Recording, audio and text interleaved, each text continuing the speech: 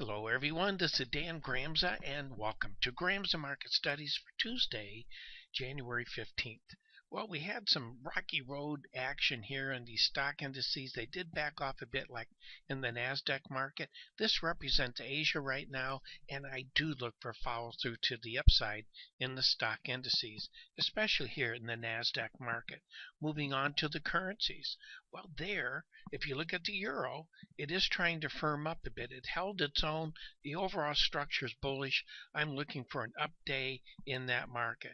Now, the Canadian dollar traded below its bearish level, just to give you that reference of that magnitude change in that market. That's $1,600 a contract, and right now it looks like it's ready to go right back up to the upside in that market. Let's take a look at what's going on with interest rates.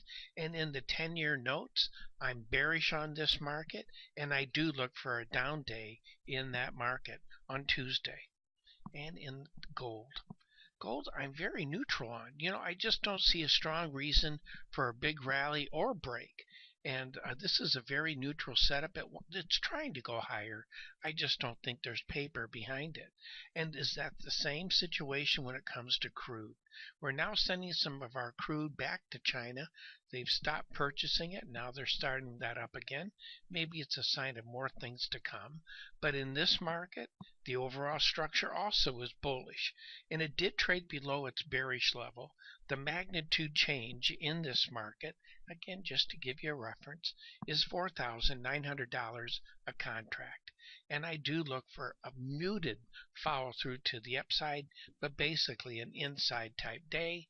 And I feel the same way about soybeans. Soybeans is trying to set itself up for a rally. I just don't think there's paper behind it.